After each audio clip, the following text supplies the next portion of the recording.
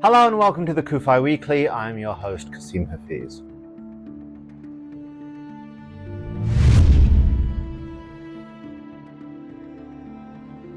Hello and welcome to another episode of the CUFI Weekly. And this has been a really difficult and challenging week for Israelis and for friends of Israel and the Jewish people. A week which has had so many mixed emotions, so many challenging moments, up until even the last few hours as I record this. So it was announced this week that a deal has been reached between Israel and the terrorist group Hamas, brokered by Qatar, Egypt, and the United States. I don't want to go into every aspect of this deal, but essentially the deal will see a ceasefire in Gaza and will see Israeli hostages coming home. That could start as early as Sunday, with 33 being released. Now, it's not for me to go into whether this was a good deal or bad deal, whether this could have been negotiated or that could have been negotiated, or any of those things. It's simply not my place. And I think we all need to pause to reflect on how complicated and how difficult a decision this is. The Israeli leaders were faced with something that most of us will never ever have to deal with in our lifetime. Having to make painful decisions and concessions to a terrorist group to bring their people home, to reunite families. And this, sadly, has been the reality that Israel has had to struggle with since its rebirth in 1948. As far along as we are since October 7th, 2023, we can never forget that the reason this war started, the reason why Israel was forced to go into Gaza, was because Israel was attacked by Hamas from Gaza. Israel launched this war to bring its people home. It launched this war to prevent another October 7th ever happening again. And this is something which has been repeated many times.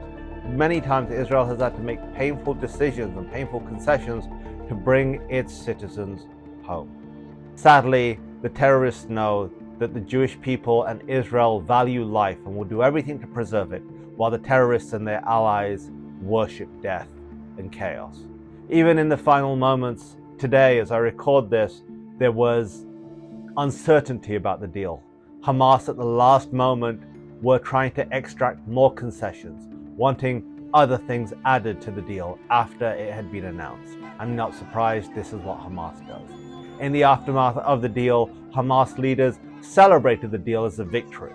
Not just as a victory for the end of the war, no, not at all. This as a victory for Hamas. They showed no regret for the actions of October 7th. They showed no regret for the destruction that came to Gaza because of their actions.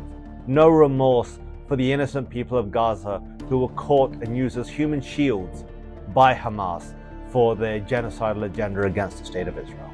Hamas gunmen took to the streets parading. Gazans took to the streets saying that they were all Muhammad's Daif, soldiers of Muhammad Daif, the Hamas leader who was killed by Israel during the war. It doesn't paint a pretty prospect for peace in the future, let's be honest.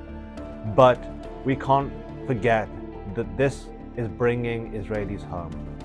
And of course, there is cautious optimism, because this is Hamas we're dealing with. We don't know the state of the hostages, we don't know how many are alive, and we don't even know that Hamas will stick to the deal till the end. We simply do not know. But this is a decision, and this is something that is for Israel and Israel alone to make a decision on. It is not for me or anybody else to interject with their narrative. Simply said, it is not my family members being held in Gaza. It's not my brother or sister, my child or my parent. And that will obviously change the equation for so many. All we can do is pray for Israel and its people at this difficult time. We pray that the hostages come home, and as many as possible come home alive and well. Even when they do come home, it doesn't end here. They have been in captivity for over a year. We can't even imagine the horrors that they face, the traumas that they will be dealing with. So let's keep them in our prayers. Let us hope and pray for their healing. Let's hope and pray for the families who are awaiting news of their loved ones in the coming days. That is all we can do. And as always, we must stand with Israel, stand with its people, because this war showed that the world once again failed the Jewish people and we must commit to not doing the same. This is Kasim for the CUFI Weekly. For Zion's sake, do not remain silent.